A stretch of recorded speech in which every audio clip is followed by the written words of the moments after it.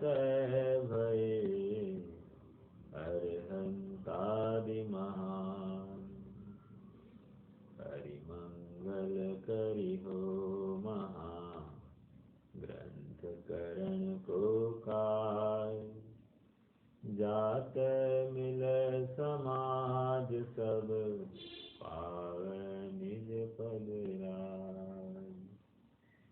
इस भव तरु का मूल एक जानहु मिथ्या भाव। ताको करि निर्मूल अब करिए मोक्ष उपाय। करिए मोक्ष उपाय।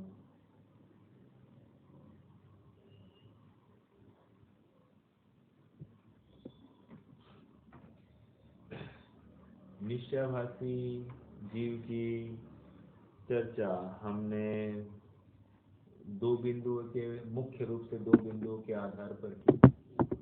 एक तो वस्तु स्वरूप की अपेक्षा और एक मोक्ष मार्ग की अपेक्षा। अर्थात निश्चयभाषी जीव वस्तु स्वरूप अपेक्षा उसकी क्या विचारधारा है। मैं सिद्ध समान हूँ, मैं केवल ज्ञान सहित हूँ, आदि आदि सब बातों में उसका विचार क्या है। वैसी मैं शुद्ध हूँ, मैं बुद्ध हूँ, आदि आदि। और मोक्ष मार्ग की अपेक्षा वो मोक्ष मार्ग किन किन क्रियाओं में मोक्ष मार्ग मान बैठा है। एक तो अध्ययन करना ही नहीं, पढ़ने में विकल्प है, व्रत तप आदि करना ही नहीं, पूजा आदि का खंडन करता है, आदि अनेक अनेक बातों के माध्यम से मात्र जो का जो ऐसे ही बैठा रहता है। और मुझे कोई बंध नहीं, क्योंकि मैं शुद्धात्मा हूँ और मुझे शुद्धात्मा हूँ कभी बंध होता नहीं। एक द्रव्य दूसरे द्रव्य रूप नहीं होता। और थोड़ा बहुत पढ़ाई किया तो अध्यात्म की करना, उससे आगे कुछ बढ़ना नहीं। तो अनेक पहलू का आधार लेकर पंडित साहब ने कहा कि विशेष स्वाध्याय करने से ज्ञान की निर्मलता होती है और हमें पाई जाने वाली कोई विकृतियों का भी अभाव होता है। और अंत में पंडित साहब ने एक स्ट्राइकिंग स्टेटमेंट दे दिया कि जिस प्रकार से रागादि मिटने का श्रद्धान हो वही श्रद्धान सम्यक दर्शन, जिस प्रकार से रागादि मिटने का ज्ञान हो, जानना हो, वही जानना सम्यक ज्ञान, और जिस प्रकार से रागादि मिटे वही आचरण सम्यक चरित्र। ऐसा ही मोक्ष मार्ग मानने योग्य है। निष्कर्ष इतना ही है कि मोक्ष मार्ग इन त्रिदेव के माध्यम से है। त्रिदेव मतलब सम्यक दर्शन, सम्यक ज्ञान और सम्यक चरित्र, इनके माध्यम से है। और ये अगर रूठ गए या विनश गए या अन्य रूप प्रवृत्ति कर रहे हैं तो ये संसार मार्ग ही खड़ा है। इसलिए हर प्रकार से हमारा श्रद्धान, हमारा ज्ञान और हमारा आचरण किस प्रकार योग्य है, इसका निरंतर एक प्रतिलेखन करना जरूरी। प्रतिलेखन मतलब उसमें चेकिंग करना, निरंतर परीक्षण करना, ये जरूरी बनता है। आइए आज हम नवीन प्रकरण को प्रारंभ करने वाले हैं। नवीन प्रकरण है व्यवहाराभासी मिथ्या दृष्टि। आप सबको ज्ञात होगा कि हमने प्रारंभ में एक चार्ट भी बनाया था और उस चार्ट में हमने देखा था कि निश्चयाभासी क्या करता है और व्यवहाराभासी का कैसा विचार है। और वहाँ पर हमने समझा था कि व्यवहाराभासी वस्तु स्वरूप संबंधी क्या भूल करता है, वस्तु को सर्वथा भेदात्मक जानता है, वस्तु स्वरूप संबंधी। और निश्चयाभासी क्या कर रहा था, वस्तु को सर्वथा अभेदात्मक ही मानता है, नित्य ही मानता है, और लेकिन उसको शुद्धता की खबर नहीं है। और ये सर्वथा भेदात्मक मान रहा है, जीव को शरीर वाला मानता है। ये वस्तु स्वरूप संबंधी इसकी भूल है। जैसी वस्तु है वैसा मानता नहीं और जैसी नहीं है वैसा मान रहा है। जैसे आदि की हो रही है ना भूल, चौथे अध्याय में आई थी बात, वैसी यहाँ पर व्यवहाराभासी की चल रही है। और मोक्ष मार्ग संबंधी क्या है, वो पूजा दान आदि को ही मोक्ष मार्ग मान बैठा है, शुभ भाव को ही, शुभ भाव रूप क्रिया को ही मोक्ष मार्ग मान बैठा है, और ये इसकी बड़ी भूल चल रही है। ठीक है, तो अब हम व्यवहाराभासी को भी समझेंगे। और जैसे अभी बताया मतलब यहाँ पर पंडित साहब इसी प्रकार से विषय को उठाने वाले हैं कि एक तो वस्तु स्वरूप अपेक्षा इसकी क्या भूल चल रही है, और फिर मोक्ष मार्ग अपेक्षा क्या भूल हो रही है। और एक बिंदु है, अभी जब वस्तु स्वरूप की चर्चा चल रही है तो वो अनेक अनेक पहलुओं पर बात करेंगे। एक तो 4 प्रकार के पहलू बता रहे, कुल अपेक्षा, धर्मधारक व्यवहाराभासी, कुल की अपेक्षा, ओके। दूसरा है परीक्षा रहित आज्ञानुसारी धर्मधारक व्यवहाराभासी।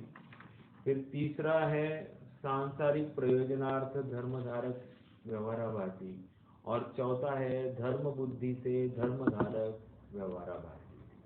ऐसे 4 प्रकार के व्यवहाराभासियों को खड़ा किया है, या ऐसी विचारधाराओं को खड़ा किया है जो किसी न किसी जीव में पाई जाती होगी, और उसके माध्यम से कैसे अपने यथार्थ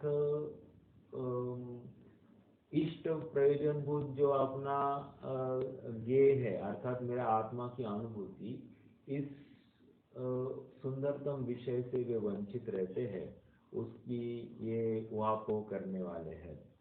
तो आइए हम प्रकरण को प्रारंभ करते हैं। व्यवहाराभासी मिथ्या दृष्टि, पेज नंबर 213। अब व्यवहाराभास पक्ष के धारक जैनाभासों के मिथ्यात्व का निरूपण करते हैं। फिर से, व्यवहाराभास पक्ष के धारक जैनाभासों के मिथ्यात्व का निरूपण करते हैं। जिनागम में जहाँ व्यवहार की मुख्यता से उपदेश है, उसे मानकर बाह्य साधनादिक ही का श्रद्धानादिक करते हैं। उनके सर्वधर्म के अंग अन्यथा रूप होकर मिथ्यात्व भाव को प्राप्त होते हैं, तो विशेष कहते हैं। क्या कह रहे हैं, थोड़ा समझते हैं। जिनागम में जहाँ व्यवहार की मुख्यता के से उपदेश है, उसे मानकर स्वीकार किया, यस, ये करना चाहिए। जो अपरम भाव में स्थित है उसे व्यवहार का पक्ष कार्यकारी है। तो बस ये बात को पकड़ा है इस जीव ने 12वीं गाथा की उत्तरार्ध, और वहीं पे वो उसको उसमें ही मोक्ष मार्ग मान बैठा है। तो क्या कह रहे, जिनागम में जहाँ व्यवहार की मुख्यता से उपदेश है, उसे मानकर बाह्य साधनाधिक ही का श्रद्धान करते हैं।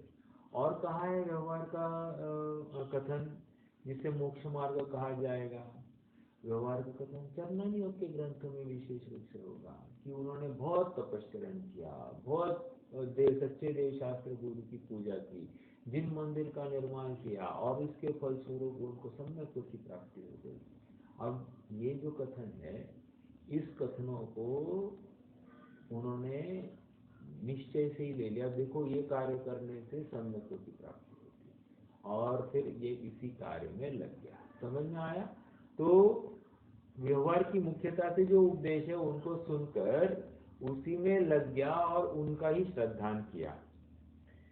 उनके सर्वधर्म के अंग अन्यथा रूप होकर मिथ्यात्व भाव को प्राप्त होते, तो विशेष कहते हैं। सर्वधर्म के अंग मतलब क्या? सर्वधर्म का अंग मतलब यहाँ पर 5 समिति, 3 गुप्ति, 28 मूल गुण, या सम्यक दर्शन के 8 गुण, सम्यक ज्ञान के 8 गुण, चारित्र के 13 गुण, इन संबंधी क्या है? अन्यथापना पाया जाता है, अन्यथा रूप होकर प्रवृत्ति होती है। जैसे पाक समिति है, देखकर चलना, बोलना, उठना, बैठना, आदान निक्षेपण आदि आदि सब बातें हैं। तो कह रहे कि इनमें क्या है, इन रूप वो प्रवृत्ति करता हुआ देखता है, लेकिन उसके पीछे का उसका जो अभिप्राय है, उस अभिप्राय में खोट पाई जा रही है। तो इसलिए कह रहे हैं कि भली क्रिया दिख रही, सर्वधर्म के अंग अन्यथा रूप होकर मिथ्या भाव को प्राप्त होते हैं। अंग तो पलते हुए दिखाई दे रहे, लेकिन at the end of day अभिप्राय खराब है, गलत है, तो वहां पर मिथ्या भाव ही नाम पाएंगे। ये सर्वधर्म के अंग का अर्थ आपने देखा। यहाँ ऐसा जान लेना कि व्यवहार धर्म की प्रवृत्ति से पुण्य बंध होता है। अब महत्वपूर्ण भाग से अपन गुजर रहे हैं, क्योंकि ये प्रकरण पढ़कर हमको किसी शुभ क्रिया का तिरस्कार करना या उसका निषेध करना ये प्रयोजन नहीं है। यहाँ पर जो शुभ क्रिया कर रहे हो उसके लिए तो शाबाश, लेकिन वहीं पर रुकना तुम्हारे लिए कार्यकारी नहीं था, तुम्हें तो आगे बढ़ना चाहिए था। मान लीजिए हम सम्यक शिखर जा रहे हैं और हम मान लीजिए किसी एक टोंक तक पहुंच गए, एक मान लीजिए मेरे ख्याल से 13 किलोमीटर का है ना ऊपर जाने का, तो हमने 9 किलोमीटर तक पहुंच गए और हमने वही उसी टोक को एंड मान लिया, तो हम पूर्णता को प्राप्त हुए क्या? नहीं प्राप्त हुए। हालांकि मैं कहीं कभी गया नहीं हूँ तो मुझे ज़्यादा मालूम नहीं, जितना सुना है तो मैं बता रहा हूँ। बट अंतिम टोक पर नहीं गए तो समझना कि नहीं है, मतलब हमने गंतव्य तक नहीं पहुंचे हैं। तो कह रहे हैं कि ये जो बात है, हम आधे में ही रुक कर संतुष्ट रहे, ये क्या कार्यकारी है? नहीं। हमने समय शिखर जी की वंदना की, नहीं हुई।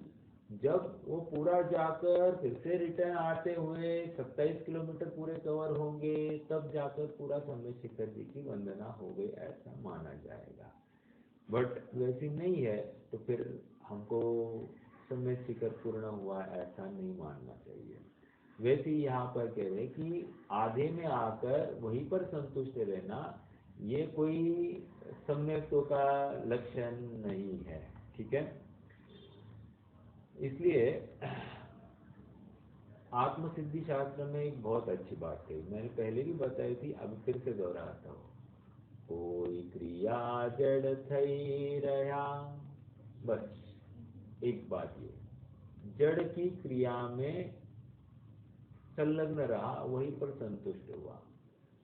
शुष्क ज्ञान मा कोई, मात्र मैं शुद्ध हूं, मैं बुद्ध हूं ऐसा अनुभव करना, ऐसा निश्चयाभास के आश्रित कोई जीव है। तो दोनों क्या है? दोनों अपने लक्ष्य से चुके हुए हैं।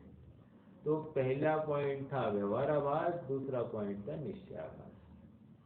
सर्वथा उसमें ही धर्म बुद्धि रखना या उसमें ही मोक्ष मार्ग मानना, ये इसकी गलती। समझ में आया? अर्थात इसने वस्तु स्वरूप को समझा ही नहीं है और इसलिए ये सब गलती हो रही है। तो यहाँ पर देखिए, यहाँ ऐसा जान लेना कि व्यवहार धर्म की प्रवृत्ति से पुण्य बंध होता है, इसलिए पाप प्रवृत्ति की अपेक्षा तो इसका निषेध है नहीं। परंतु यहाँ जो जीव व्यवहार प्रवृत्ति से ही संतुष्ट होकर सच्चे मोक्ष मार्ग में उद्यमी नहीं होते हैं, उन्हें मोक्ष मार्ग में सन्मुख करने के लिए उस शुभ रूप मिथ्यात्व प्रकृति का भी निषेध निरूपण करते हैं। बात क्या चल रही है? बात ये चल रही है कि हमको मोक्ष मार्ग में तो प्रवृत्ति करनी है, और मोक्ष मार्ग में ये शुभ भाव सहचारी है, कार्यकारी है, लेकिन कोई शुभ भाव को ही मोक्ष मार्ग मान ले तो तकलीफ है, क्योंकि शुभ भाव या उसको व्यवहार व्यवहार मोक्ष मार्ग, ये नाम ये संज्ञा तभी पड़ती है जब निश्चय हो, तब तो व्यवहार नाम पाएगा। निश्चय ही नहीं है तो व्यवहार नाम कहाँ से पाएगा? समझ में आया? तो ये बहुत महत्वपूर्ण बात है। व्यवहार ही निश्चय ही नहीं है तो व्यवहार कहाँ पर है? ठीक है, देखिए थोड़ा सा आगे बढ़ते हैं। तो मूल बात पंडित साहब यहाँ पर समझा रहे, ये किसके लिए है ये प्रकरण? उस पर्टिकुलर जीव के लिए जो शुभ क्रिया में ही संतुष्ट होकर वही बैठ गया और उसको मोक्ष मार्ग माना। हम इस शुभ क्रियाओं को पुण्य बंध का कारण तो मानते ही मानते हैं, पाप बंध की अपेक्षा पुण्य बंध अच्छा भी मानते ही मानते हैं। ऐसा होते हुए भी ये मोक्ष तो नहीं है या मोक्ष मार्ग भी नहीं है, इसलिए इनको उपादेय मानकर इन कार्य में प्रवृत्ति करने का निषेध है। क्या कहा?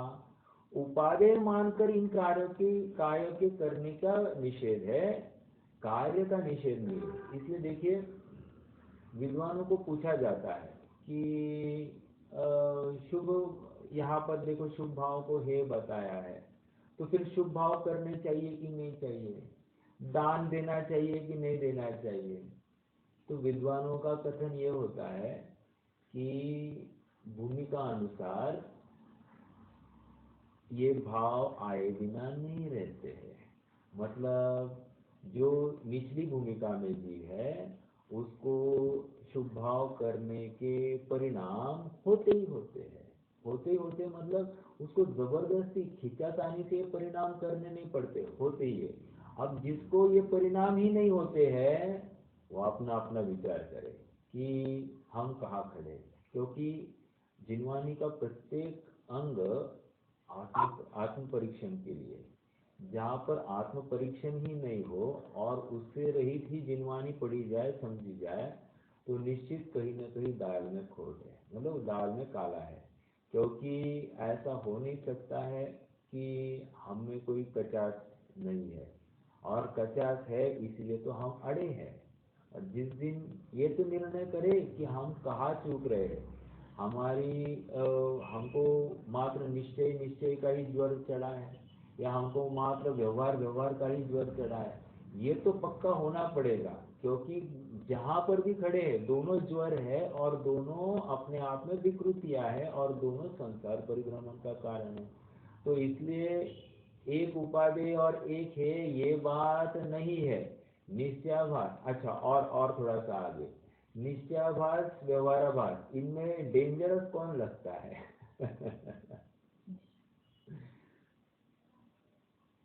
अपना अपना तर्क। निश्चयाभास और व्यवहाराभास में डेंजरस कौन है?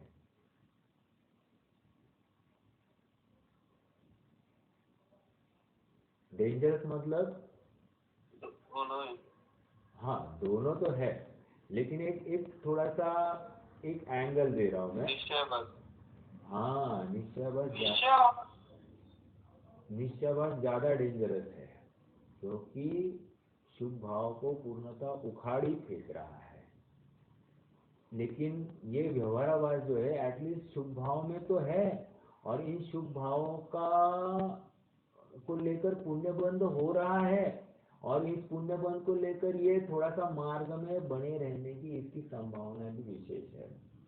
हालांकि कोई निश्चयाभास बोलेगा कि अरे जब तक एक शुद्ध आत्मा का अवलंबन नहीं लेगा तब तक कार्य तो होगा नहीं, बात बिल्कुल सही है। लेकिन वो शुभ भाव को नहीं कर रहा है अर्थात वो पाप ही कर रहा है, और ये व्यवहाराभासी शुभ भाव में प्रवृत्ति कर रहा है इसलिए पुण्य कर रहा है, इस अपेक्षा से अपन उनको अच्छा कह रहे। हालांकि है तो दोनों मिथ्या। क्या कहा? मेजॉरिटी जो व्यवहाराभासी में आ सकते ज्यादातर। देखिए हमको ऊपर से लग रहा है कि व्यवहाराभासी में आएंगे, लेकिन और उनको भी लगता है कि हम बहुत अच्छे छठावश्यक के धारी है, ऐसा हर किसी को लगता है। हमारे जैसा भक्त ही नहीं है आज तुम्हारे भक्त जनों में हमसे बढ़ के कौन, ऐसा बिल्कुल उन जीवों को लगता होगा।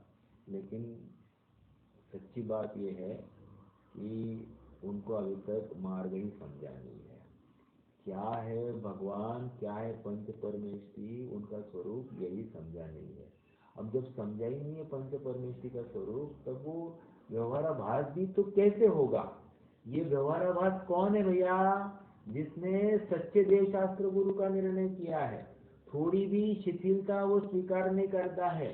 थोड़ा भी मिथ्या प्रवृत्ति या धर्म के नाम पर विषय आदि का की स्वीकृति उसे नहीं है वैसे देखा जाए तो। हालांकि पंडित साहब आगे खोलने वाले हैं, उसकी भी विषय कक्षा की प्रवृत्ति दिखाने वाले हैं, but that is in other context. But कुदेव कुगुरु और कुशास्त्र इन संबंधी तो कुछ भी नहीं है। हालांकि निश्चयाभास में भी हम देखा है कि वो भी ऐसा कुछ कर नहीं रहा है। बट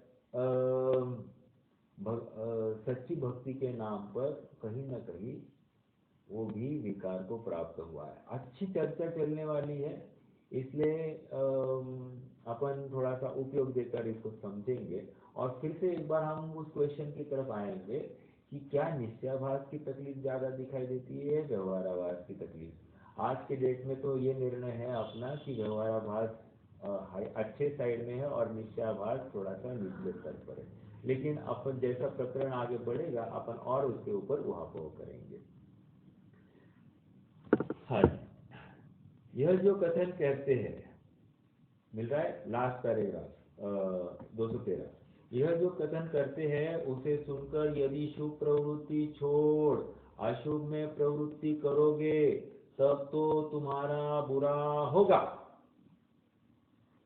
ये डिस्क्लेमर दे दिया डिस्क्लेमर दे दिया पंडित साहब ने। हम ये जो बात कर रहे हैं ये सुनकर तुम यदि जो कर रहे हो वो भी नहीं करोगे तो और तकलीफ होने वाली है।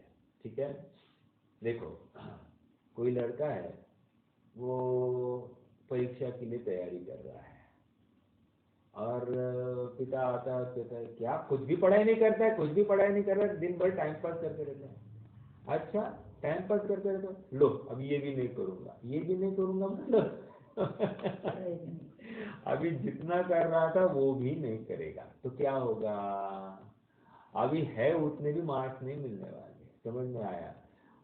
पिता का कथन था कि तू इससे ज्यादा मेहनत कर, और ये समझ बैठा मैं जो कर रहा हूँ इसकी तो कुछ भी तुम्हें नहीं है। जैसे और कुछ महिला भी होती है, हम शुद्धि करते हैं, इतना करते हैं ना, इतना करते हैं ना, इतना तो करते हैं ना, औरों से अच्छे। अरे औरों से अच्छे ये थोड़ी हम मना कर रहे हैं, हम तुम्हें ये कह रहे हैं कि तुम इससे आगे एक कदम आगे बढ़ो, क्योंकि this is not the limit और this is not the end. ये शुद्धि का एंड नहीं है। जो यहाँ तक आकर रुक गया वो भी अटक गया। समझ में आया? और फिर तुम शिथिलाचार में प्रवृत्ति करो, ये कौन सा न्याय है? इससे तुम्हारा बुरा ही होगा, अच्छा कहाँ से होने वाला है? ठीक है, बहुत सरल बात है ये, एकदम प्रैक्टिकल समझने योग्य बात है, इसलिए ज्यादा इसमें विस्तार नहीं करेंगे, मूल प्रकरण की तरफ बढ़ना है अपने को। हाँ, तो सुनकर यदि शुभ प्रवृत्ति छोड़ अशुभ में प्रवृत्ति करोगे तब तो तुम्हारा बुरा होगा, और यदि यथार्थ श्रद्धा करके मोक्ष मार्ग में प्रवर्तन करोगे तो तुम्हारा भला होगा। जैसे अब उदाहरण दे रहे हैं, उदाहरण किसका है? वेरी नेचुरल, रोगी। ठीक है, निरंतर चलते आ रहा है। कौन सा? दूसरे अध्याय में आया, तीसरे अध्याय में आया, चौथे अध्याय में, पांचवें अध्याय में, अब यहाँ पर भी दे रहे हैं। देखो क्या दे रहे हैं। जैसे कोई रोगी निर्गुण औषधि का निषेध सुनकर औषधि साधने का साधन को छोड़कर कुपथ्य करे तो वह मरेगा। मतलब देखो, किसी को कहा, और मुझे ज्यादा औषधि तो कुछ पता नहीं है, लेकिन मान लीजिए एग्जांपल देता हूँ कि किसी को पेट दर्द हो रहा है और उसको क्रोसिन दी जाए, तो कह रहे ये क्रोसिन से तुम्हारा पेट दर्द कैसे जाएगा? क्योंकि मुझे मालूम नहीं है होता है कि नहीं होता है, बड़े मैं एक एग्जांपल दे रहा हूँ। तो क्रोसिन से तो थोड़ी पेट दर्द जाने वाला है। क्रोसिन तो बुखार के लिए है और पेट दर्द के लिए अलग ये है। तो ये औषधि निर्गुण है, तुम्हारे लिए कोई कार्य का ही नहीं। अब इतनी बात सुनकर औषधि ही कार्यकारी नहीं है ऐसा कोई निर्णय करे और औषधि लेने का ही निषेध करे तो क्या होगा? वो तो मरण को प्राप्त होगा। समझ में आया? ऐसी बात है। देखो, जैसे कोई रोगी निर्गुण औषधि का निषेध सुनकर औषधि साधने को छोड़कर कुपथ्य करे तो वह मरेगा। उसमें वैद्य का कुछ दोष नहीं है। वैद्य की क्या तकलीफ है? तकलीफ तो सामने वाले ने ही ठीक से समझा नहीं उपाय। उसी प्रकार कोई संसारी पुण्य रूप धर्म का निषेध सुनकर धर्म साधन छोड़ विषय कषाय रूप प्रवर्तन करेगा तो वही नरक आदि में दुख पाएगा। उपदेश दाता का तो दोष है नहीं। उपदेश देने वाले का अभिप्राय तो असत्य श्रद्धा आदि छुड़ाकर मोक्ष मार्ग में लगाने का जानना। देखो, पंडित साहब ने इसमें अपनी भूमिका बहुत क्लियर करी है। वे कह रहे कि तुम्हारे शुभ भावों का निषेध नहीं है, तुम्हारे शुभ भाव को उपादेय मानने का निषेध है। समझ में आया? तुम्हारी शुभ क्रियाओं का निषेध नहीं, तुम्हारी शुभ क्रियाओं में उपादेयपना से मोक्ष मार्ग मानने का निषेध है। You are getting? मतलब ये बहुत महत्वपूर्ण बिंदु है। ज्ञानी के जीवन में भी शुभ भाव होते हैं, लेकिन वे शुभ भाव को उपादेय मानते नहीं है, करने योग्य मानते नहीं, वो हो जाते हैं और अत्यंत खेद बुद्धि वहां पर प्रवर्तित है। और इसकी क्या है? इसमें मान प्रवर्तता है, इसमें कर्तृत्व बुद्धि प्रवर्तती है और ये मानता है कि ये मेरी क्रिया है, मुझे करने योग्य है। मैं मतलब शरीर आश्रित का जो जोर है उसी को मैं करता है। ठीक है? तो ऐसे अभिप्राय से यहाँ निरूपण करते हैं। प्रश्न है क्या? नहीं, चलिए अगला प्रश्न, पेज 214। पहला बिंदु है कुल अपेक्षा धर्मधारक व्यवहाराभासी। बहुत ही गहराई से विचार किया है पंडित साहब ने, अपन भी उस गहराई को छूने का प्रयास करेंगे। कुल अपेक्षा धर्मधारक व्यवहाराभासी। कुल अपेक्षा मतलब ये कौन हो सकता है? कुल अपेक्षा जो जैन कुल में जन्मता है। हाँ, तो जो जैन कुल में जन्मता है, विशेष रूप से दिगंबर आमनाय में, उसको यहाँ पर कुल अपेक्षा धर्मधारक के खाते में वो पकड़ रहे हैं, क्योंकि मैं इस कुल में जन्मा हूँ और मुझे ये सब करना चाहिए। ओके, एक कैसा करना चाहिए? एक तो हमारे कुल में ये सब करते आए हैं इसलिए हमको करना चाहिए। एक दूसरा कह रहे हैं कि हम जैनी है ना, तो जैनी नहीं करेंगे तो अन्यमति करेंगे। ये दो। ठीक है। तीसरा कह रहे हैं कि इसमें कोई मिलावट नहीं हो, ओके, या विषय कषाय से प्रवृत्ति ना हो, इसलिए। तो ये ऐसे अनेक कारण यहाँ पर दे रहे हैं। अपन एक एक करके उन सब कारणों को समझते हैं और आगे बढ़ाते हैं। वहाँ कोई जीव तो कुल क्रम से ही जैनी है, जैन धर्म का स्वरूप जानते नहीं है, परंतु कुल में जैसी प्रवृत्ति चली आई है वैसे प्रवर्तते हैं। आई बात यहाँ पर, कुल में जैसी प्रवृत्ति चली आई है वैसे प्रवर्तते हैं। मतलब जो ऊपर से आया है वैसे ही हमको फॉलो करना। अंधा है ना, अंध रूप से यहाँ पर कुछ भी क्वेश्चन नहीं करना। देखो, अभी मैं हमारी माता जी से बात कर रहा था कि जहाँ पर परीक्षा करनी वहाँ पर परीक्षा नहीं करता है, और जहाँ पर नहीं करनी वहाँ पर ज्यादा परीक्षा करता है, और ये इस चीज की भूल है। मतलब हम भले ही जैन कुल में जन्मे हैं, इसका मतलब हमको परीक्षा करना नहीं है, ये कहाँ से लाया? जैन कुल में जन्म कर भी हमको भी परीक्षा पूर्वक ही हर चीज को ग्रहण करना है। हर चीज मतलब जो परीक्षण करने योग्य है उस चीज की बात कर रहे हैं। जो परीक्षण करने योग्य नहीं उस चीज की बात कैसे कर सकते हैं? जैसे परीक्षण करने योग्य कौन है? देव शास्त्र गुरु, इनकी परीक्षा करना। परीक्षण करने योग्य कौन है? अपने परिणाम, इनकी परीक्षा करना। तो ये यहाँ पर शिथिलता नहीं होना। जैसे शास्त्र में जो कथन आया है ये सचमुच ऐसा ही है या अन्य प्रकार से है? शास्त्र का जो कथन है वो वितरागता का पोषक है या राग द्वेष का पोषक है, ये समझना। अगर राग द्वेष का लग रहा है तो क्या अपेक्षा वहां पर नए कौन सा लगा है, और अगर निश्चय का प्रकरण है तो वहां पर किस अपेक्षा से हमको समझना है, ये सारी बात इसको ख्याल में आनी चाहिए। निष्कर्ष इतना ही है कि भले ही कुल में जिनेंद्र भगवान के ही कुल में जन्मा है, लेकिन इसका मतलब कोई ये नहीं है, अपनी बपोती नहीं है कि हमारा ही एक उत्तरदायित्व है कि हम इसको आगे बढ़ाएं। कोई भी इस वस्तु स्वरूप को समझकर आगे बढ़ सकता है। और इसलिए यहाँ पर तो एक तिर्यंच भी जैन बन सकता है। अपने यहाँ पर ऐसा कोई सील नहीं है कि मात्र जैन कुल में जन्मा वही जैनी का अनुयायी या जैन मत का निरूपण करने के लिए हकदार है। ये सबसे बड़ी इस जैन धर्म की खासियत है। एक तिर्यंच तक जैनी हो सकता है, जो एबीसीडी भी नहीं जानता ऐसा तिर्यंच भी जैनी बन सकता है। तो हमको होने में क्या हर्जा है? ठीक है, आइए। क्यों? क्योंकि जैन ये कोई व्यक्तिवाद नहीं है, ये वस्तुवाद है। व्यक्तिवाद और वस्तुवाद क्या है? व्यक्तिवाद मतलब जैसे बुद्ध है, बौद्ध लोग हैं, वो क्या है? बुद्ध नाम के व्यक्ति के अनुयायी है। जैसे कोई वैष्णव है तो विष्णु नाम के किसी व्यक्ति के अनुयायी है। समझ में आया? कोई शैव है तो कोई शिव नाम के व्यक्ति के अनुयायी है। तो ये कहीं ना कहीं ब्रह्म कुमारी है तो अद्वैत ब्रह्म नामक एक व्यक्ति के अनुयायी है। तो कहीं ना कहीं व्यक्ति के पीछे ये सब खेल खड़ा हुआ है। और हम क्या है?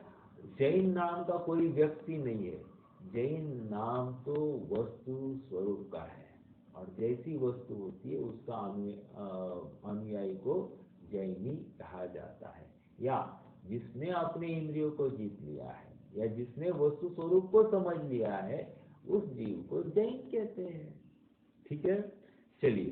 तो जैन धर्म का स्वरूप जानते नहीं है, परंतु कुल में जैसी प्रवृत्ति चली आई है वैसे प्रवर्तते हैं। देखो ये बहुत बड़ी बात है कि जैन कुल मिलना ये अपने आप में बहुत बड़ी उपलब्धि है, लेकिन जैन कुल मिलकर भी शिथिलाचार का पालन करना या यथार्थता का निर्णय नहीं करना, ये सबसे बड़ा किया गया अपराध है।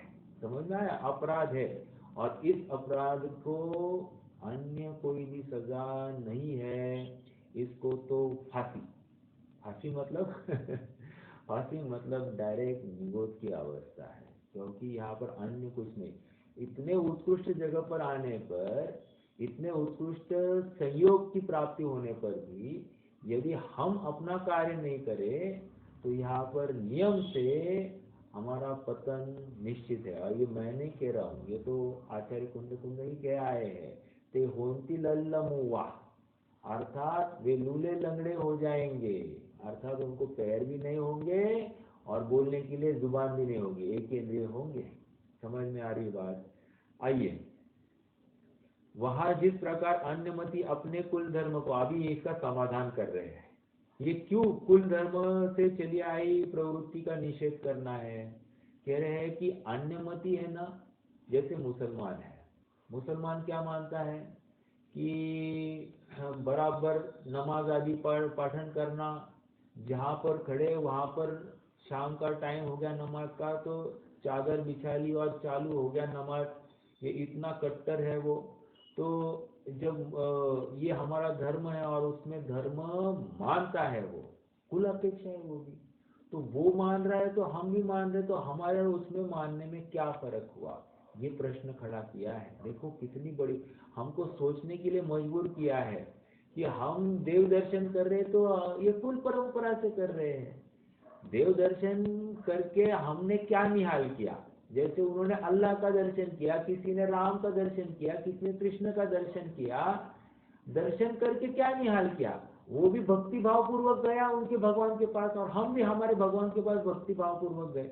लेकिन जाकर निहाल क्या किया? अगर कुल परंपरा से मैं जैन कुल में जन्मा हूं इसलिए मुझे जिनेंद्र भगवान के पास जाना चाहिए, इस बुद्धि से मैं गया, तो मैं कुल अपेक्षा धर्मधारक व्यवहाराभासी हो गया। समझ में आया? क्यों? जस्ट मैं जैन कुल में जन्मा हूं इसलिए मुझे यहाँ जाना। अब कोई ऐसा है कि मैं जैन कुल में जन्मा हूं और गणपति आदि सबको नमस्कार करता फिरे, वो तो जरा धाड़सी है और वो थोड़ा सा विनयवादी है, उसकी बात यहाँ पर नहीं है। वो तो तीव्र भटकने वाला जीव है, उसकी बात नहीं है। यहाँ तो जैन कुल में जन्मा और जिनेश्वर भगवान को ही मानते हैं, उनको ही पूजते हैं, और मुझे यही करना चाहिए क्योंकि मैं इस कुल में जन्मा हूँ। तो पहले कुल अपेक्षा तो कह दिया कि मुसलमान आदि भी तो उस कुल में जन्मे और वे भी उनके भगवान को मानना पूजना ये इसको धर्म मानते। तो तुम्हारी मान्यता में और उनकी मान्यता में फर्क क्या रहा? कोई फर्क नहीं है। आप थोड़ा सा तर्क के स्तर पर समझना, ठीक है? यदि कुल क्रम ही से धर्म हो तो मुसलमान आदि सभी धर्मात्मा हो जाए। Underline this. कुल क्रम से यदि तुम धर्म मानते हो या धर्मी होना कहते हो तो मुसलमान भी धर्मी कहलाएगा, और फिर बहुत बड़ी तकलीफ हो जाएगी। जैन धर्म की विशेषता क्या रहेगी? फिर तुम जैनी हो क्या उसमें? मैं हमेशा कहता हूँ, मुझे मेरा बॉस था वो हमेशा कहता था कि सभी धर्म मुझे एक ही दिखाई देते, सब एक ही प्रिंसिपल को ये कहते, पाप मत करना पुण्य ही करना, तो सब एक ही है वैसे देखा जाए तो कुछ चेंज नहीं, खाली नाम उनके भगवान के नाम अलग है और थोड़ा सा भाषा शैली या उनके ग्रंथ के नाम और उनकी शैली अलग होगी, या वो भाषा अलग होगी, बाकी उसका आउटपुट एक ही है।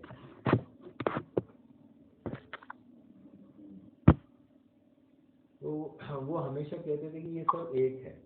तो निष्कर्ष ये एक नहीं है, एक्चुअली बहुत अंतर है। और यदि एक मानेंगे तो यही तकलीफ हो जाएगी, जैन धर्म में और अन्य धर्म में विशेषता क्या है? समझ में आई? तो एक एक विद्वान की बात चलती है कि हरमन जैकोबी नाम का एक दार्शनिक थे और उन्होंने जगत के सारे दर्शनों का अभ्यास गहराई से किया, लेकिन जब उन्होंने जैन धर्म और हिंदू धर्म की का अभ्यास किया तो उनको उसमें कुछ विशेष अंतर नहीं भाषित हुआ। तो उन्होंने अपना जब कोई थीसिस लिखा तो उन्होंने जैन धर्म को हिंदू धर्म में गर्भित कर लिया था। तो उस समय में अनेक जैनियों ने उनसे अनुरोध किया कि आप एक काम करना, एक व्यक्ति से मिलिए आप, वे आपको जैन धर्म और हिंदू धर्म में अंतर समझाएंगे, और यदि वो समझाए तो आप बदल कर, आप समझ जाओ उनसे तो आप बदल कर लेना, नहीं तो फिर हम क्या कर सकते।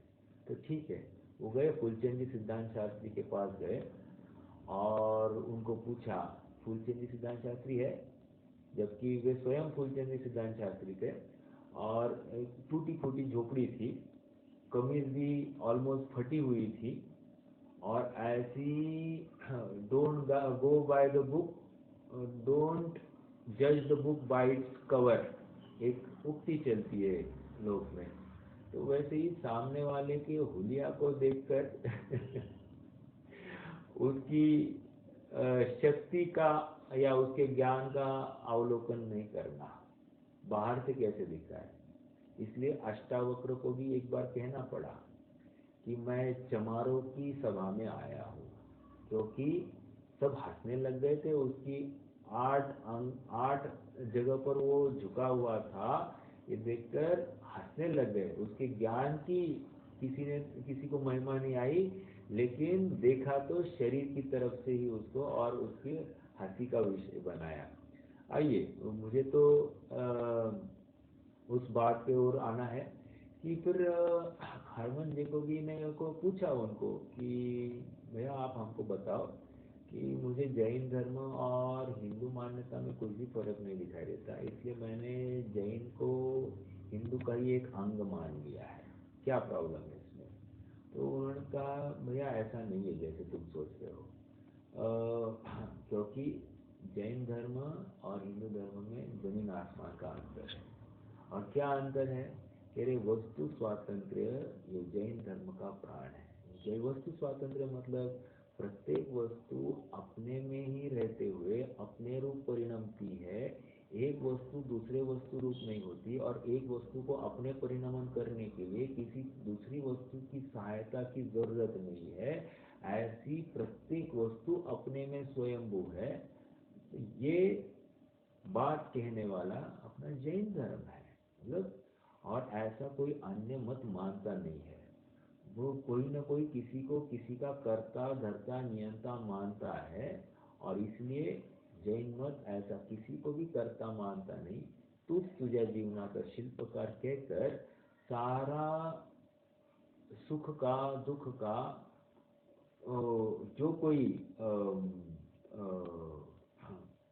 सुख का दुख का जो कोई आरोपण है वो उस जीव के ऊपर ही आ जाता है। ये जैन धर्म की मानता है, और इसलिए इसे किसी के अधीन होने की जरूरत नहीं। सुखी होने के लिए भी किसी के अधीन होना नहीं, और दुखी होने के लिए भी किसी के अधीन होना नहीं। ये स्वयं ही दुख की कल्पना करके दुखी होता है भ्रम से, और ये स्वयं ही अपने भ्रम को हटाकर अपने स्वभाव का सुख स्वभावी ऐसे अपने वस्तु का आश्रय लेकर सुख को प्राप्त हो सकता है।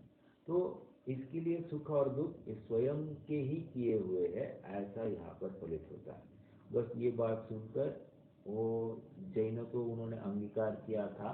देखो अन्यमति कितने फटाक से जैनत्व अंगीकार करने के लिए तैयार हुए, और हम जैन कुल में जन्म कर हम अभी तक कहाँ स्वीकार कर पा रहे हैं कि वस्तु स्वरूप ही यथार्थ है, अर्थात उसका परिणामान अपने अधीन है। अपन वस्तु स्वरूप में हेरा फेरी नहीं कर सकते। ये हमको अभी तक ये बात जच नहीं रही है, और ये अपने आप विचार या चिंतन का एक पहलू है। ये बात कहाँ से आई थी? जैन मत में और अन्य मत में क्या विशेषता रही? मतलब जैन मत और तुम तो एक ही मान रहे हो।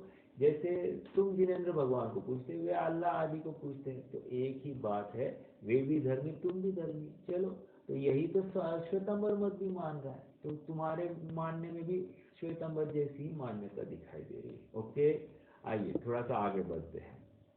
वही कहा है उपदेश सिद्धांत रत्नमाला। उपदेश सिद्धांत रत्नमाला ये कहीं और सुना है क्या हमने?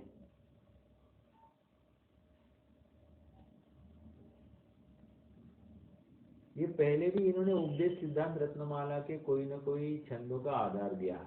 जैसे सर्प और कुगुरु की उन्होंने कंपैरिजन की, कहे कि सर्प के डंक से तुम मर जाना स्वीकार हो, लेकिन कुगुरु से तुम बचे रहना, क्योंकि कुगुरु तुम्हें अनंत भव मारेगा और सर्प तुम्हें एक भव में मारेगा। इसलिए सर्प से तो मर जाना, लेकिन कुगुरु के आश्रित होकर नहीं मरण करना, बहुत तुम्हारा बुरा होगा। ये उपदेश सिद्धांत रत्नमाला का ही छंद है, मेरे ख्याल से 19वां छंद है वो। यहाँ पर भी वही बात है, 7वें छंद की बात है। लोयम रायणीयम नायम न कुलकम्मी कैयावी किम पुनति लोय पहुना जिनंद धम्मा ही गारमी। लोक में यह राजनीति है कि कदाचित कुल क्रम से न्याय नहीं होता है। जिसका कुल चोर हो उसे चोरी करते पकड़ ले तो उसको कुल क्रम से जानकर छोड़ते नहीं है, दंड ही देते हैं। बहुत जबरदस्त बात की। कोई चोरों के कुल में जन्मा तो उसका पेशा क्या होगा? चोरी करना। पेशा मतलब उसका धर्म क्या होगा? चोरी करना। तो जब चोरी करना उसका धर्म हो गया, तो जो ज्यादा चोरी करेगा वो बड़ा धर्मवीर, और जो कम चोरी करेगा वो कम धर्मवीर, ऐसी बात हो जाएगी ना। तो ये बात कहाँ तक योग्य है? तो लोक में तो इसको भले ही वो चोर है, उसका धर्म है, ऐसा होते हुए भी उसे दंड तो मिलता ही है। ये तो लौकिक बात है। जैसे आपको सबको पता होगा, पारधी समाज है, ये किसी जमाने में चोरी करता ही था, चोरी करने में ही इनका धर्म माना जाता था। तो ऐसी बात है, जो धर्म मानते देखो।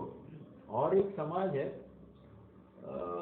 वो क्या है कि शराब पीना उनका धर्म है।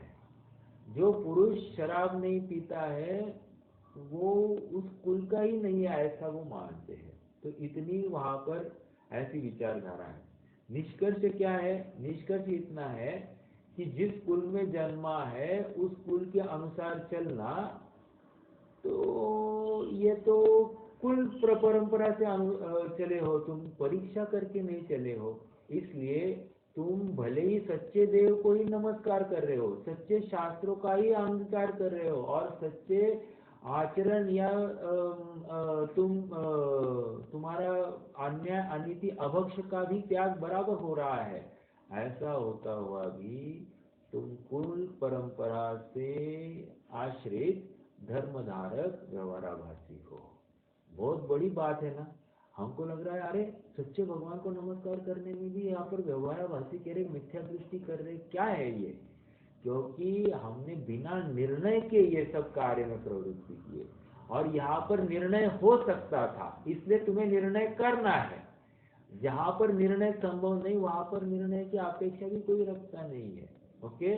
और इसलिए सबसे पहले परीक्षा की जाती है देव शास्त्र गुरु की। मैं बार बार वही कह रहा हूँ, देव का स्वरूप समझे बिना हमारा एक कदम भी आगे नहीं चढ़ सकता। और इसलिए देव शास्त्र गुरु का स्वरूप हमको बार बार गहराई से समझना ही पड़ेगा। इस प्रकार है या अन्य प्रकार से है, और हमारे परिणामों को उसके साथ में टटोलना पड़ेगा। यदि थोड़ी सी भी कचास लगी तो अपने परिणामों को सुधार लेना। ठीक है।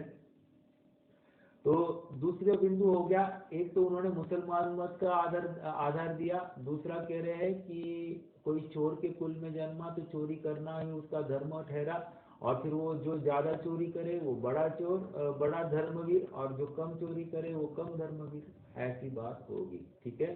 जैसे पारधी समाज है, या फिर आप नॉर्थ साइड में जाओ तो गुर्जर समाज है, ये किसी काल में चोरी के लिए प्रसिद्ध थे। ठीक है। आइए आगे बढ़ते हैं। तथा यदि पिता, अब और एक तर्क दे रहे हैं। क्या तर्क दे रहे हैं? पिता दरिद्री है तो बेटा दरिद्री रहे, ये उसका धर्म है क्या? और मतलब बेटा अमीर हो गया तो क्या धर्म, तो धर्म का उसने अभाव किया, तो इसको तो हमको कोई विरोध नहीं लगता है। इसका मतलब मुझे गरीब रहना है, मैं गरीब कुल में जन्मा हूं तो मुझे गरीब रहना है, ये बात कहाँ तक न्याय संगत है?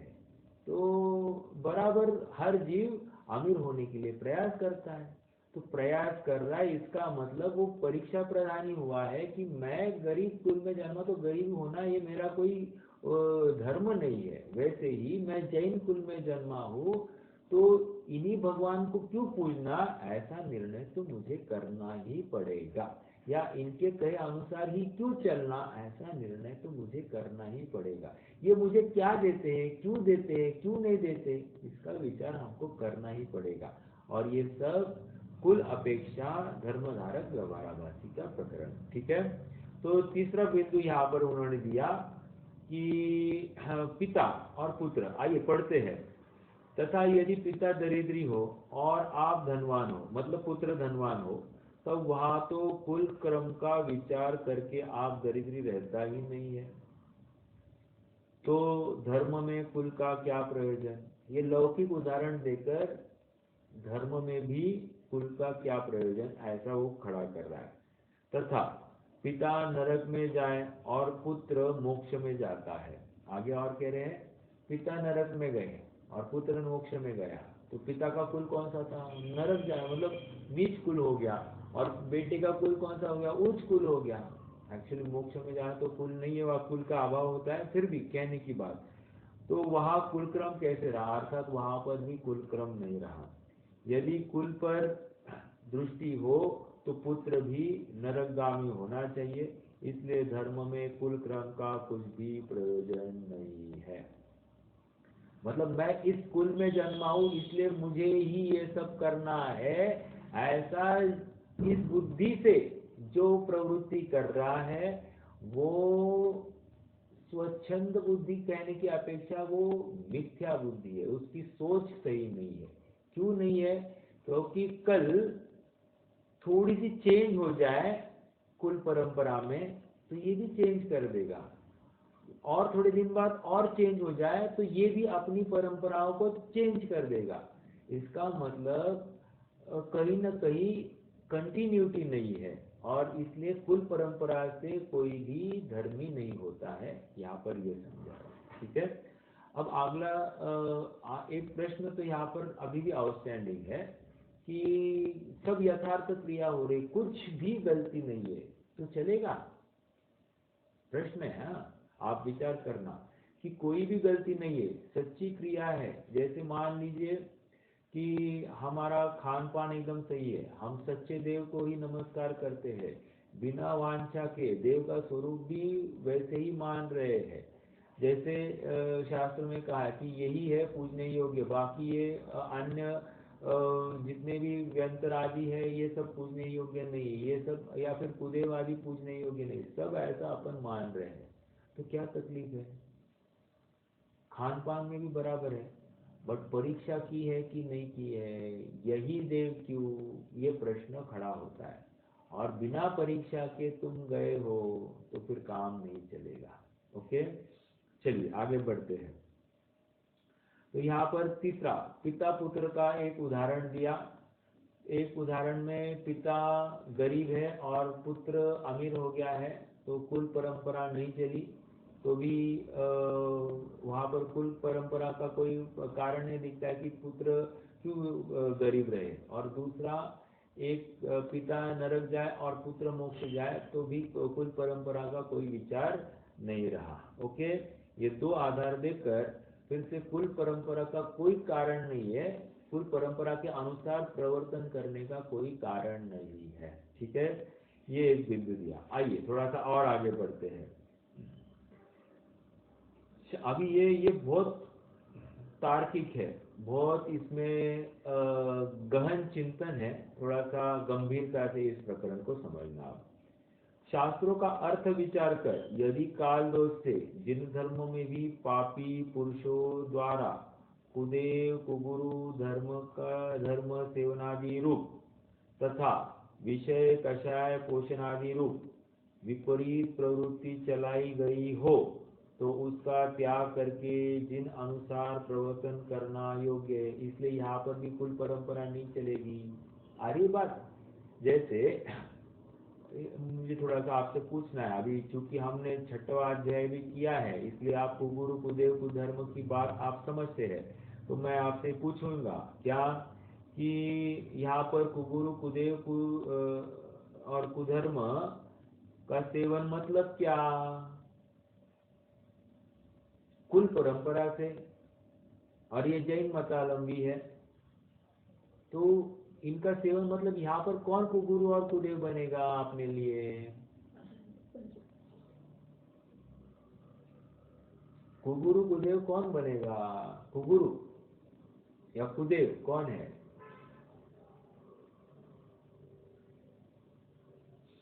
देखिए, हाँ देखिए यहाँ पर जो है ये जितने भी क्षेत्रपाल पद्मावती आदि है इन सबको कुगुरु के दायरे में ले लिया है। ठीक है, अब ये कहाँ कब आए कब बीच में आ गए हमको नहीं मालूम। यथार्थ महावीर के काल में ये थे क्या? नहीं थे। तो महावीर के काल में नहीं थे और बीच में कहाँ पर बीच में घुस गए हमको मालूम नहीं। और उस नाम से बराबर मंदिर एकदम पुराने हजार हजार वर्ष पुराने मंदिर है, तो हमारे लिए आधार तो ऐसा ही है। लेकिन लॉजिकली विचार करें तो ये देव हो सकते हैं क्या? नहीं हो सकते। क्यों? क्योंकि ये भवनवासी या भवनत्री के देव अपने आप में मिथ्या दृष्टि होते हैं, तो ये पूजने योग्य नहीं और असंयमी है। असंयमी कभी पूजा जाता है क्या?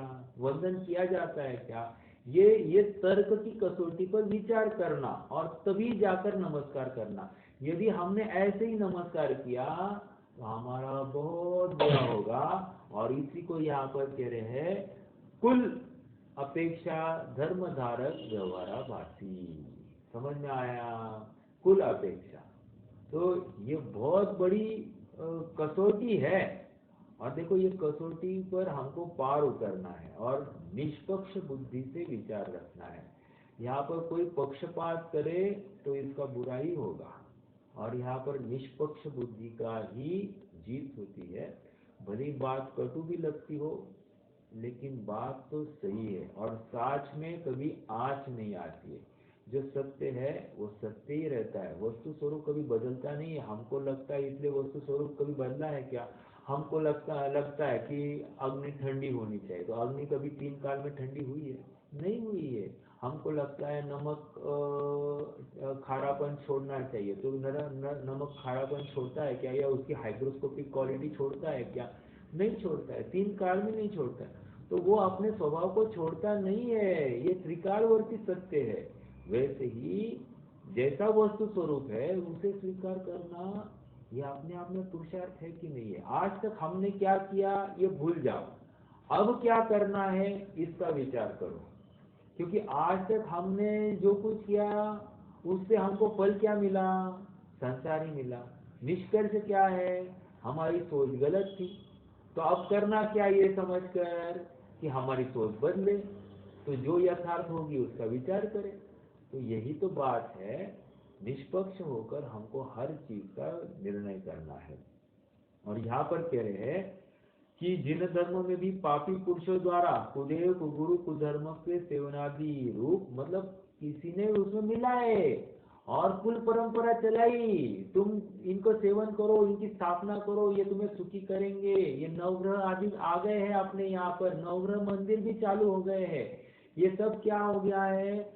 कुल परंपरा। अभी इसके आगे वाला जनरेशन क्या करेगा? हमारे कुल में ये पूजे जाते हैं, ये ऐसा स्वीकार हो जाएगी। बात समझ में आ रही है? हमारे पहले जनरेशन में शायद विरोध होगा, लेकिन हमारे अगले जनरेशन में ये कुल अपेक्षा ये स्वीकार हो जाएगी। बात समझ में आ रही है? तो इसको कह रहे हैं कुल अपेक्षा धर्म धारक व्यवहाराभासी। निर्णय ही नहीं करता है।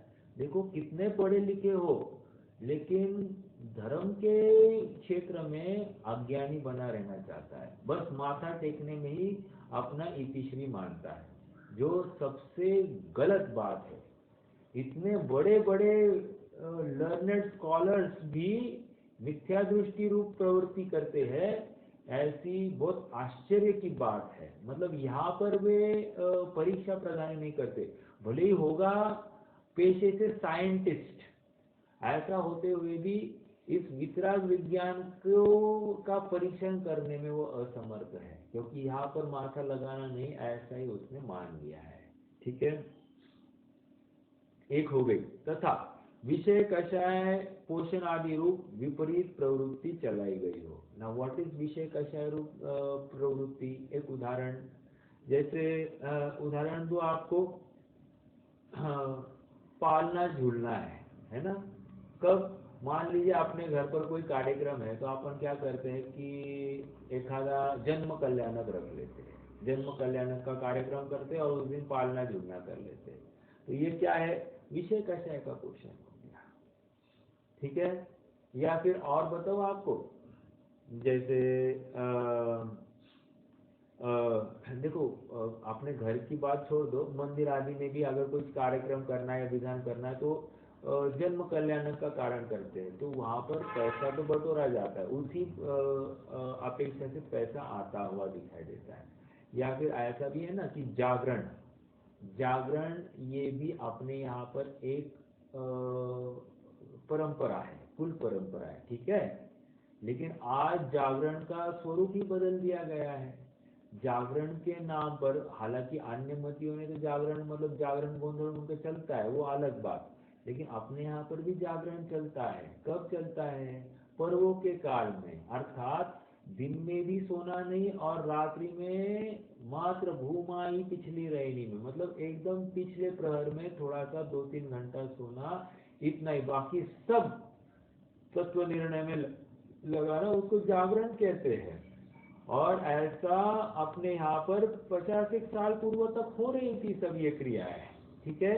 अब काल दोष से क्या हुआ, जागरण के नाम पर रात में पीना, खाना, चाय आदि आदि सब चलने लग गए हैं, और साज श्रृंगार होने लग गए हैं।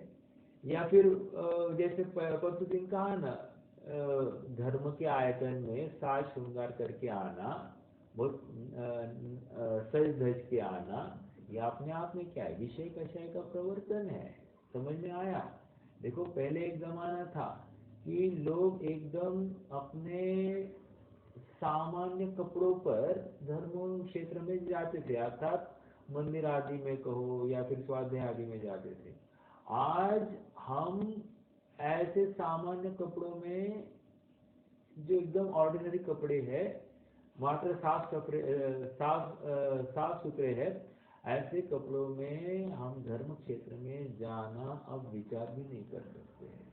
हमको लगता है हम we are odd man out, हमको सच के समझ सवर के ही जाना चाहिए, ऐसा हमको लगता है, जो कि अपने आप में एक विषय कषाय का साधन है। कुल क्रम से धर्मधारक व्यवहाराभासी। समझ में आया। ये तो एक उदाहरण दे रहा हूँ। ऐसे अब हमको चाहिए कि हर एक बिंदु पर हम विचार करें, और ये हम कुल अपेक्षा। अब देखो और कैसे लगा सकते हैं कि हम भगवान को द्रव्य चढ़ाते हैं, तो द्रव्य कौन से चढ़ाए हैं, हमारे कुल में यही चढ़ाते थे इसलिए हम यही चढ़ाएंगे। या भगवान का पूजन अभिषेक करना है, हमारे कुल में ऐसे ही अभिषेक होता है तो हम ऐसा ही करेंगे। ये सभी कार्यों में हम लगाएंगे कुल अपेक्षा धर्मधारक व्यवहाराभासी।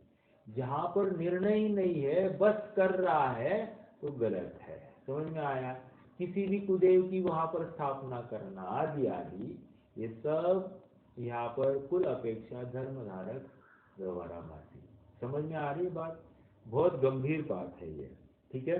फिर से पढ़ते, शास्त्रों का अर्थ विचार कर, यदि काल दोष से जिन धर्म में भी पापी पुरुषों द्वारा कुदेव कुगुरु कुधर्म सेवन आदि रूप तथा विषय कषाय पोषण आदि रूप विपरीत प्रवृत्ति चलाई गई हो, तो उसका त्याग करके जिन आज्ञा अनुसार प्रवर्तन करना योग्य, मतलब कुल परंपरा से नहीं चलना। अपने ही कुल में ऐसा कुछ हो रहा है तो नहीं चलना। देखो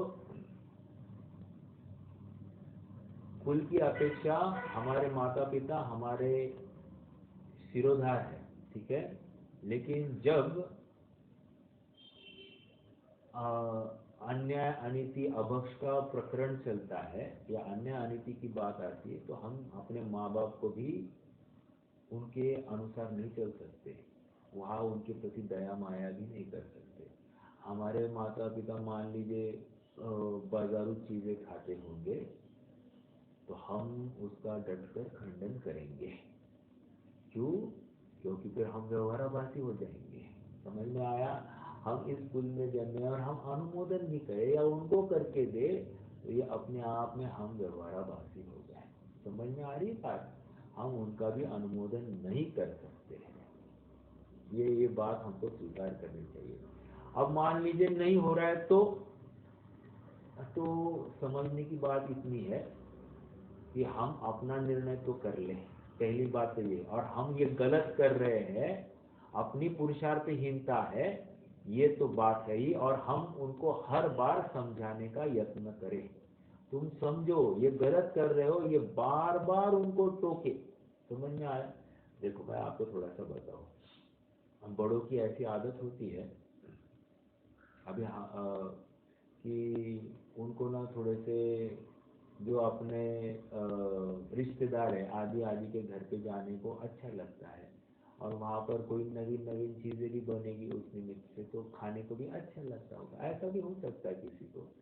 तो इसलिए क्या करते कि वो उनको बुला, तुम आया करो ना, तुम आया करो ना हमारे यहाँ। आया करो मतलब तुम आओ मतलब हमको भी तुम बुलाओगे, बिना हमारे घर आए तो हमको कैसे बुलाओगे। तो अपने आप अपने को शल्य होता है। तो ऐसा बहुत बार होता है। और उनके घर पर जाकर क्या खाना है, अभक्ष्य खाना है। तो ये चलेगी बात? नहीं चलेगी। तो फिर वो घर का कोई व्यक्ति है, वो अगर बुजुर्ग को टोके तो इसने गलत किया? कोई गलत नहीं किया, सही किया है। ये परीक्षा प्रधानी है, समझ में आया? तुम दूसरों के घर पर जा जाकर तुम अभक्ष्य खाओगे, ये नहीं चलेगी बात। हम तुम्हारा विरोध करेंगे, समझ में आया? क्यों? हमारा मिथ्यापना यहाँ पर बैठ रहा है, हम तुम्हारे अनुसार नहीं चलेंगे, हम तो तुम्हारा विरोध करेंगे, ठीक है? अब वे मानेंगे नहीं तो नहीं माने तो वे उनकी उनकी जाने, हम तो उनका अनुमोदना नहीं करेंगे, क्योंकि फल तो अपने अनुमोदना का है, समझ में आ रहा है? इसलिए हर जगह देखो, घर वाले कोई चाय पीते होंगे तो हम उनको चाय बना कर देंगे? हम उनका विरोध करेंगे, हम उनको कहेंगे आपको हम 27 जड़ी बूटी डालकर आपको हम चाय पिला सकते हैं, लेकिन हम आपको बाजार की पत्ती जो है, पत्ती है ना वो, और उस पत्ती को जलाया गया है ड्रायर में डालकर, और कितने जीव मर गए उसके आधार पर, और उसमें खून आदि डालकर उसको रंग लाने के लिए उसमें खून डाल दिया जाता है। ऐसी चीज हम आपको कैसे खिला सकते हैं? पिला सकते हैं? नहीं पिला सकते, समझ में आया? तो ये हमको हर जगह पर विचार करना, मतलब चाय के नाम पर कहो, कॉफी के नाम पर कहो, किसी भी चीज के, अभक्ष्य चीज के नाम पर हम किसी की अनुमोदना नहीं कर सकते, क्योंकि ये कहीं ना कहीं हमारे कुल में ऐसी है कि हमको आए हुए घर के मेहमान को चाय तो पूछनी चाहिए, हमारे कुल की व्यवस्था है। ये कुल तो तुमने अभी बनाया ना, जैन कुल में कहा थी ये बात, समझ में आ रहा है? हम किसी को अभक्ष्य नहीं खिला सकते, ये अपने को ये कुल परंपरा बदलनी पड़ेगी। ये हमका ये उत्तरदायित्व जो जो जिन वाणी ये जिन वचन सुन रहा है उन सबके ऊपर है, और हमसे ही समाज सुधरेगा, हम सुधरेंगे तो समाज सुधरेगा। हम ही नहीं सुधरना चाहते और समाज के नाम पर दोषारोपण करते, मुनियों के नाम पर दोषारोपण करना चाहते हैं, तो हम गलत फहमी में है, हम कोई अच्छे स्थान पर खड़े नहीं है। इसका तो निर्णय हमको करना पड़ेगा, ठीक है? चलिए आज के लिए रुकते हैं, समय अपना हो गया है। हम प्रकरण को क्रमशः कल और आगे बढ़ाएंगे। कोई प्रश्न है तो रख सकते हैं, मैं तो जिनवानी स्तुति।